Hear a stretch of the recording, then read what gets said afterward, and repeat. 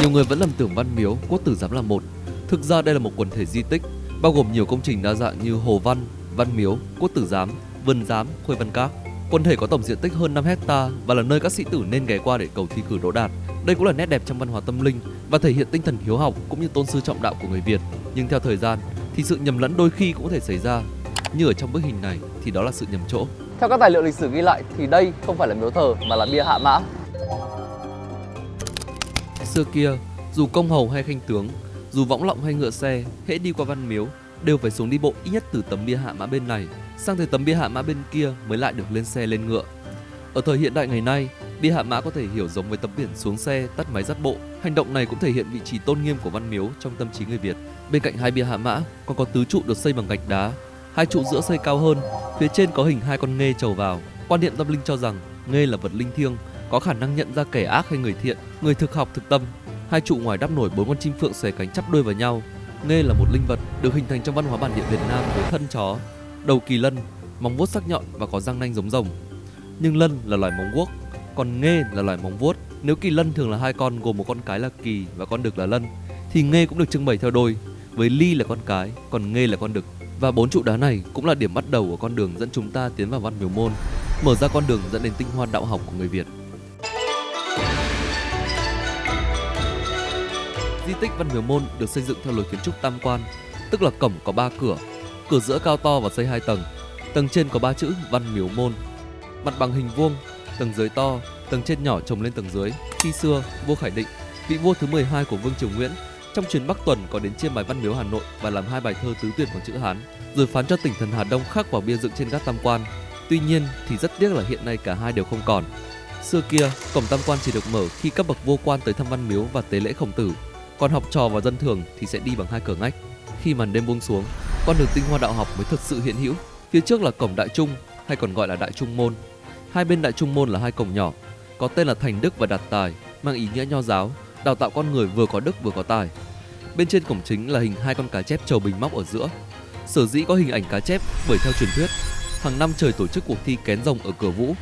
Con cá nào mà nhảy qua được một lúc 3 đợt khác nhau thì lập tức có tiếng sấm nổ, cá biến thành rồng. Tương truyền rằng cá trê ngày nay đầu bị bẹp là do va đầu vào đá trong cuộc thi nên đã không vượt qua được, và chỉ có cá chép là làm được điều đó. Do vậy, cửa Vũ được dùng để chỉ trốn trường thi. Cá vượt vũ môn chỉ việc thi cử, muốn đỗ đạt thì phải tích góp kiến thức, học tập chăm chỉ. Bắt đầu từ cánh cổng này, không gian tinh hoa đạo học mới thật sự tỏa sáng. Đạo học của người Việt đã bắt đầu ngay từ khi sinh ra, trong những lời ru mà gửi gắm trong đó một khát vọng để hướng tới một tương lai tươi sáng. Trong những lời cha dạy con, dưới những mái nhà yên ấm của 4 cặp linh thú Long, Ly, Quy, Phụng, hành trình đạo học là sự tiến hóa về trí tuệ và tri thức của con người. Từ khi mới chỉ là những cậu bé tóc trái đào, cho tới lúc được ban ngựa vinh quy bái tổ, con người hướng về đạo học cũng giống như những chú cá chép vượt long môn, vượt qua bao thác gành, hướng về ngôi sao Khuê của tri thức. Ngôi sao Khuê cũng là nguồn cảm hứng để xây dựng Khuê Văn Các, biểu tượng của thủ đô Hà Nội. Khuê Văn Các tức là gác vẻ đẹp của sao Khuê. Theo cách lý giải truyền thống về thiên thể, Khuê là tên một ngôi sao trong chòm 28 sao, là đầu bạch hổ ở trấn phương Tây. Xung quanh ngôi sao Khuê ở Khuê Văn Các được thiết kế gồm 16 con tiện xung quanh, tượng trưng cho 16 ngôi sao sắp xếp khúc khuỷu, giống hình chữ văn trong Hán tự. Trong sách Hiếu Kinh có ghi Khuê chủ văn chương. Về sau người ta coi sao Khuê biến hóa là người đứng đầu của quan văn. Đối diện Khuê Văn Các là giếng Thiên Quang, hay còn gọi là Thiên Quang Tỉnh. Thiên quang nghĩa là ánh sáng bầu trời. Đặt tên này cho giếng, người xây dựng muốn nói con người muốn nhận được tinh túy của vũ trụ, nâng cao tầm hiểu biết, soi sáng tri thức, tô đẹp nhân văn. Người xưa quan niệm rằng giếng hình vuông tượng trưng cho đất, cửa tròn gác Khuê Văn tượng trưng cho trời. Tinh hoa của cả trời cả đất đều được tập trung ở trung tâm văn hóa giáo dục uy nghiêm giữa chốn đế đô này. Và bắt đầu từ tối nay, Khuê Văn Các và giếng Thiên Quang sẽ mang một diện mạo mới lung linh hơn. Ánh sáng từ Khuê Văn Các được phản chiếu trên mặt giếng Thiên Quang, biến Khuê Văn Các trở thành một ngọn hải đăng thực thụ, ngọn hải đăng của tri thức và trí tuệ. Ở phía còn lại, ánh sáng từ gác Khuê Văn chiếu rọi tới đôi cá chép trầu bình móc trên đỉnh mái Đại Trung Môn giữa đêm tối. Tự ánh sáng của tinh hoa đạo học đang chỉ lối cho những sĩ tử một lòng học đạo. Tại nơi tinh hoa tri thức của đất trời hội tụ, cũng là nơi vinh danh những tinh hoa đạo học của người Việt. 82 bia tiến sĩ chia đều cho 2 dãy nhà Tả Vu và Hữu Vu ở hai phía đông tây, mỗi nhà 41 bia khắc tên và quê quán của 1304 vị tiến sĩ. Và nếu các bạn không hiểu những chữ được khắc trên bia đá giống mình, thì chúng ta luôn có sự trợ giúp. Gọi điện thoại cho cụ rùa.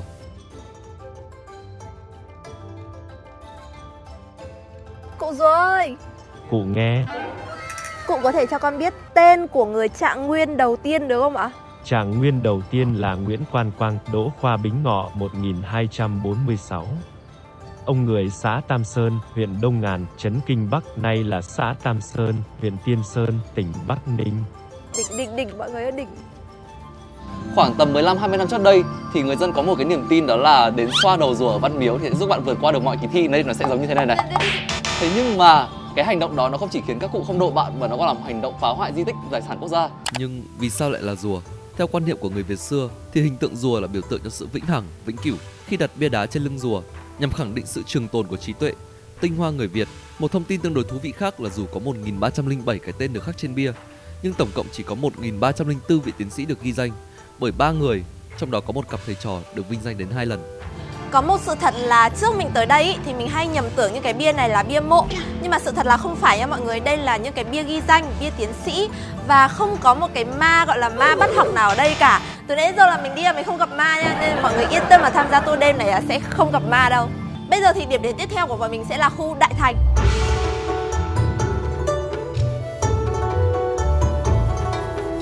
Ở đây là một trong những hoạt cảnh đặc trưng nhất mà chúng ta có thể hình dung ra được ngày xưa các nho sinh đi học như thế nào. Và đây là một trong những cái văn hóa của người Việt Nam, đó là thư pháp.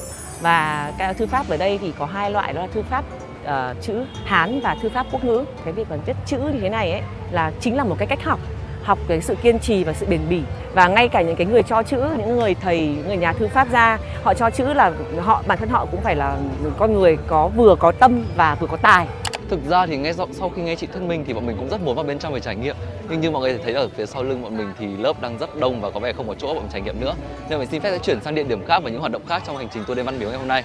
Đây thì toàn bộ là hành trang của một người sĩ tử khi mà đi thi. Chúng ta có lều trõng, chiếu, bàn, giấy bút, cơm nắm và nước uống thì đều phải tự chuẩn bị hết. Và thông thường thì các sĩ tử sẽ phải đi bộ hàng trăm hay thậm chí là hàng nghìn cây số mang theo số hành trang này để có thể lên kinh hành đi thi. Trừ khi là con cháu nhà giàu, thiếu gia các thứ thì chúng ta sẽ có người ở và sẽ có người đưa bạn đi bằng võng và có người mang theo sách vở cho bạn. Và đây thì sẽ là khu vực dành cho giám khảo, dù đây nó chỉ là tái hiện lại thôi vì mình đúng ra là giám khảo thời đó họ sẽ phải ngồi trên những chiếc ghế cao giống như ghế cứu hộ ở thời bơi ấy. Dù đạo học là hành trình của cả một đời người, nhưng được ban ngựa vinh quy bái tổ là dấu mốc mà bất kỳ nho sĩ nào cũng mong đạt được. Trong khi cô bé đồng hành với mình đang say mê luyện chữ bằng công nghệ thực tế ảo, thì đây là những thước phim đẹp lung linh được quay tại khu trưng bày.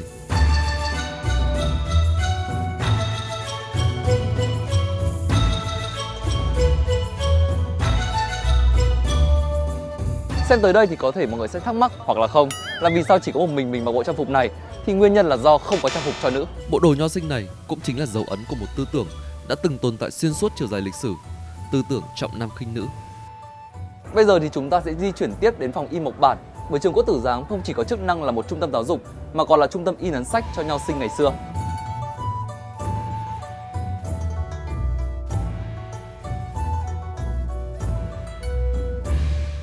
Trong trường Quốc Tử Giám xưa thì bên cạnh việc rèn tập cho các sĩ tử thì còn có một chức năng rất là quan trọng, đó là in sách cho các học sinh.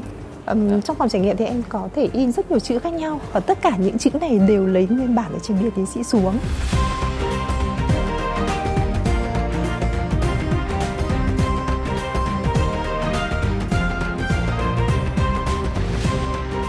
Cũng có bằng nhau rồi đấy. Thực ra thì in mộc bản không phải là một hoạt động được tổ chức ở trong tour đêm mà nó hoạt động diễn ra ban ngày từ buổi sáng đến buổi chiều khi di tích đóng cửa ấy. Và mình rất hy vọng là trong thời gian tới thì di tích có thể bổ sung hoạt động ở tour đêm, có thể có thêm hoạt động để các du khách có trải nghiệm trọn vẹn hơn. Chuẩn. Thế đây hoạt động khá là hay ho ấy mọi người.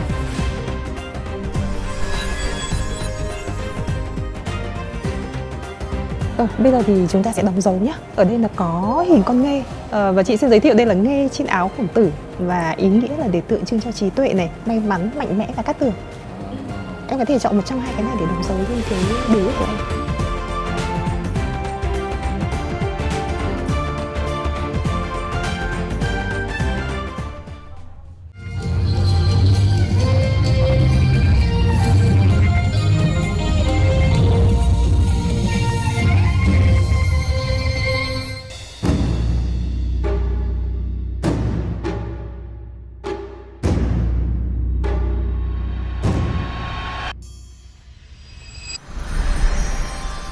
Bên cạnh nghị lực đáng khâm phục của anh trai ngồi phía trước khi đã giữ nguyên tay suốt phần trình chiếu, thì sự thay đổi của nhà Thái học khi đêm xuống cũng là một trong những màn trình diễn ánh sáng khiến chúng mình vô cùng ấn tượng.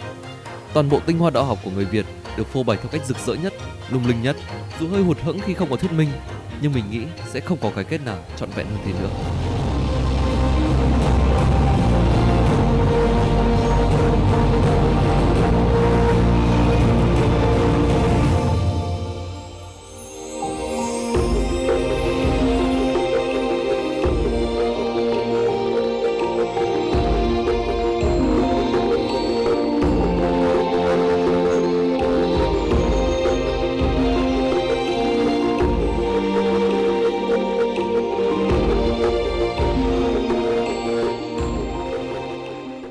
Dù là ban đêm hay ban ngày thì Văn Miếu đều mang một nét đẹp riêng. Và việc tham gia những tour trải nghiệm như này nó không chỉ làm dày kiến thức của chúng ta mà còn là cách để chúng ta bảo tồn những giá trị lịch sử đang dần bị lãng quên trong thời đại này. Cha ông ta đã viết nên những trang sử hào hùng suốt hơn 1000 năm qua, và nhiệm vụ của thế hệ ngày nay chính là viết tiếp những trang sử của tương lai.